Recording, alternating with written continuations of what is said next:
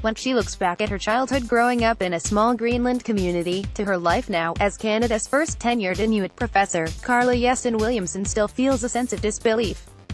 Growing up attending Danish schools, she said she and her fellow classmates were never inspired to believe they could achieve.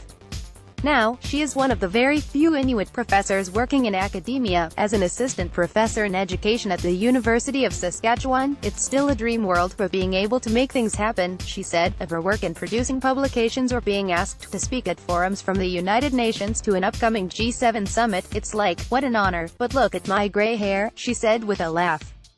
I really worked hard at it, and worked hard at it in a way that makes sense and that is well grounded, that I can articulate across many levels of society. As a very young child, Jessen Williamson and her family were uprooted and moved by the Danish government to a larger community, an experience she said many families experienced with a sense of dislocation. Racism and colonization were both rampant, she said. You were never good enough in anything you do, she recalled. But at the same time, I was very quietly determined to see how I can use that system to actually produce a profound knowledge based on the Inuit traditions. That's what I did. After coming to Canada, she's developed a connection with the Inuit people in Nunavut and in her home community in Greenland, for research on Inuit knowledge systems.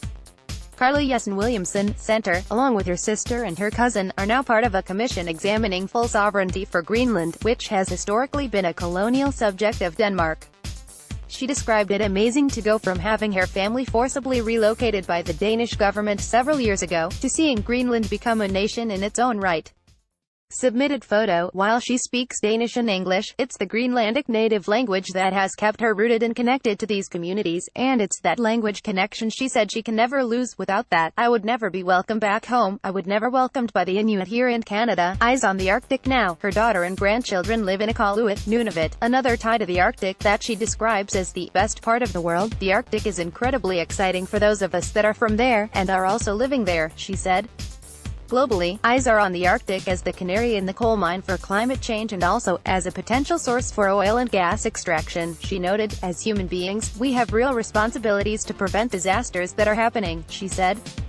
Obviously, it's something Inuit have thought for millennia that as human beings, you cannot indulge in yourself in thinking you are it. Bringing Inuit knowledge to the forefront is part of what she does now, with Jessen Williamson next slated to speak to Arctic sustainability, as one of the focuses of this year's G7 political summit. Education and her work has personally enabled her to cross cultures and imaginations, Jessen Williamson said. She wants to see education be similarly transformative for northern communities facing a dire situation. When you know that a knowledge is captured by a language, you can go across the boundaries and try to explain things from a totally different world, she said. And when you can succeed, it's like wow, you can make people dream.